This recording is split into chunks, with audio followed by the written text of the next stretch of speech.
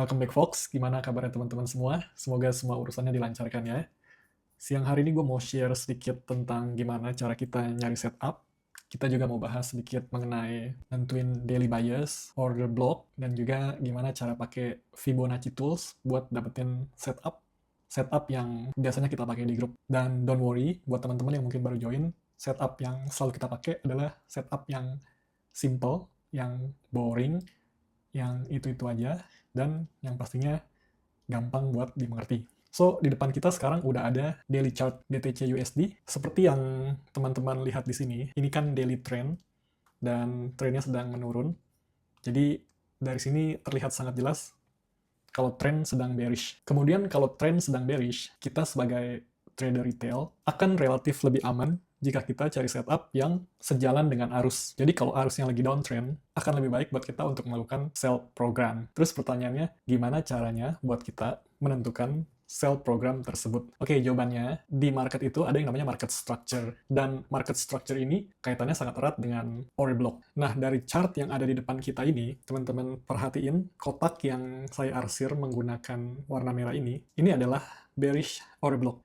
Apa itu bearish order block? Bearish order block adalah candle yang berwarna hijau di tengah-tengah tren yang sedang bearish. So, teman-teman perhatiin dari sini, trennya sedang bearish, terus candle hijau terdekat itu ada di sebelah sini ya. Jadi, ini adalah bearish order block, atau kita sebutnya bearish OB.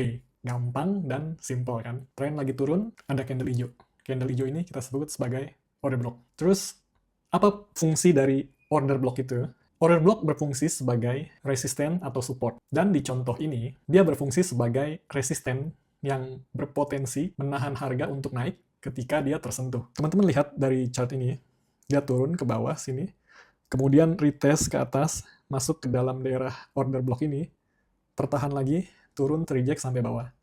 Kemudian harga kembali ke atas, mencoba menembus daerah daily bearish order block ini, tapi teman-teman perhatiin di sini, harga sempat nembus ke atas beberapa kali, cuma langsung terpantul ke bawah. Dan di sini dia cuma membentuk wick aja, candle yang ini, wick naik ke atas, kemudian turun ke bawah, dan body candle penutupan ada di dalam order block. Hari selanjutnya, harga mencoba naik menembus daerah daily order block ini, kemudian juga masih belum berhasil, dan candle kembali tutup di dalam daerah order block ini. Dari sini kita lihat, daily order block ini masih direspek dengan baik. Artinya, ada chance market masih mau turun ke bawah. Oke? Itu tentang order block. Kemudian sekarang kita mau pelan-pelan masuk dari kondisi yang ada sekarang ini, gimana sih kita cari setup buat entry? Nah, kan dari daily chart ini udah ketahuan, bias lebih cenderung ke bearish. Jadi kalau bias bearish, kita mau lebih fokus ke sell program atau short.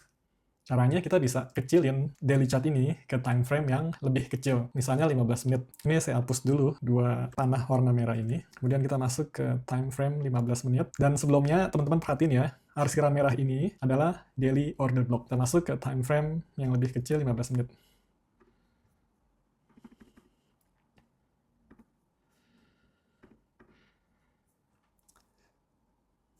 Nah, sekarang kita udah ada di dalam time frame yang lebih kecil, yaitu time frame 15 menit, seperti yang teman-teman lihat di pojok kiri atas ini ya. Cara yang biasa kita pakai untuk raba-raba entry adalah dengan menggunakan Fibonacci. Terus gimana sih cara menggunakan Fibonacci-nya? Cara menggunakan Fibonacci-nya, langsung aja kita pakai sampel biar lebih gampang. Jadi dari tools ini, kita pilih yang Fibonacci Retracement, kemudian di sini udah saya tandain garis-garis vertikal, biar teman-teman gampang lihatnya. Teman-teman cari dealing range. Step pertama, kita bisa coba cari dealing range yang ada. Jadi kalau teman-teman lihat, dealing range yang ada itu, yang cukup jelas, itu ada di sekitar daerah sini. Dari atas sampai ke bawah sini. One single drop ke bawah. Bukan sideway, tapi one single drop dari atas ke bawah. Ini bisa kita anggap sebagai dealing range.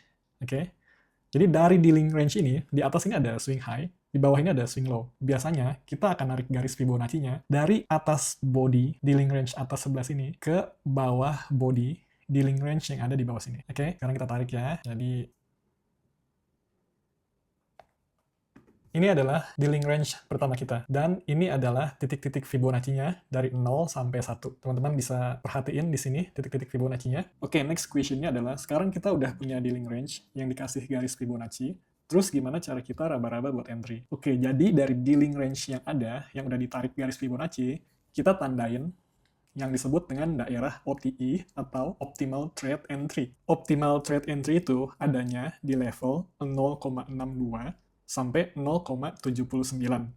dengan sweet spotnya itu di 0,705. Seperti yang teman-teman lihat di gambar. Cukup jelas ya? Terus teman-teman perhatiin apa yang terjadi selanjutnya. Dari dealing range yang ada, dari atas ini, turun ke bawah, kemudian harga naik retrace ke atas, masuk ke daerah OTI, kemudian nggak lama harga terpantul ke bawah sampai sini. Oke? Ini adalah contoh pertama buat raba-raba setup entry dengan menggunakan Fibonacci dan OTI dari dealing range yang ada. Cukup mudah dimengerti ya. Oke, biar lebih jelas, kita akan masuk ke contoh yang kedua. Ini akan saya hapus dulu semuanya. Oke, untuk contoh yang kedua, langkah pertama berarti kita mau cari dulu dealing range yang ada dari time frame 15 menit ini.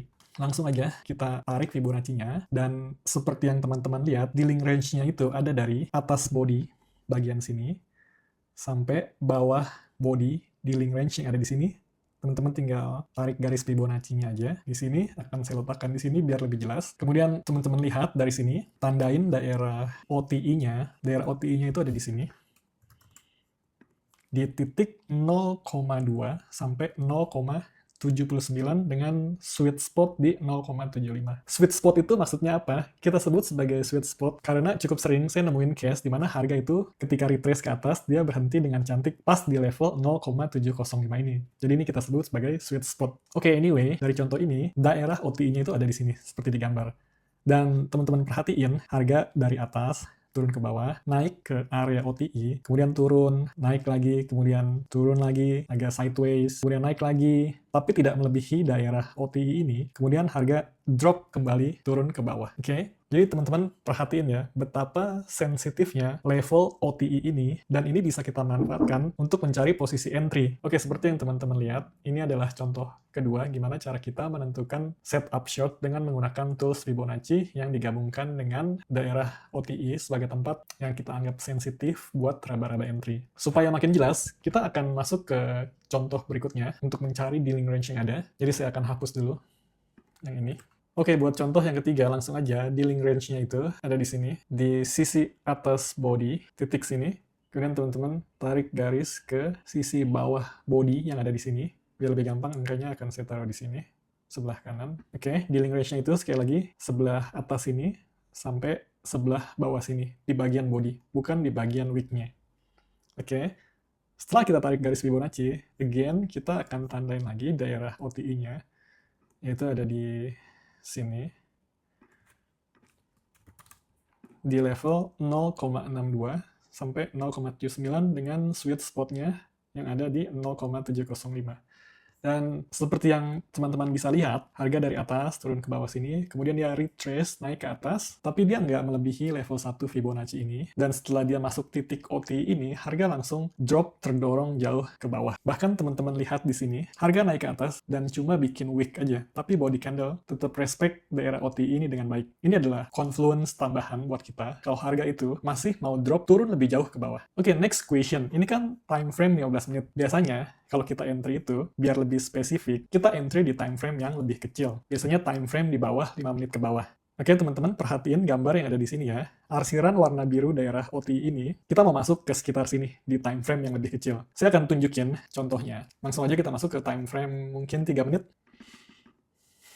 Oke, di depan kita sekarang udah ada time frame yang dikecilin dari 15 menit ke 3 menit. Dan juga teman-teman bisa lihat di sini daerah OTI-nya dengan sangat jelas ya. Dengan level-level Fibonacci-nya di sebelah kanan sini dari 0,62 sampai ke 0,79. Dan ketika kita mau entry, saya sering bilang di grup, biasanya kita cari confluence tambahan atau konfirmasi tambahan dengan memperhatikan displacement candle atau formasi MSG di time frame yang lebih kecil. Saya akan jelaskan maksudnya di sini, apa itu formasi MSG dan juga displacement candle buat konfirmasi tambahan kita. Oke, teman-teman perhatiin di sini, ketika harga sudah naik menyentuh area OTI di sini, kita udah bisa siap raba-raba. Oke, dari contoh yang ada di depan kita ini, setelah harga naik ke area OTI, kemudian di sini terbentuk yang namanya fair value gap.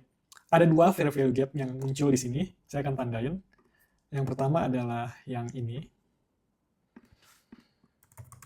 FVG pertama, kemudian FVG yang kedua.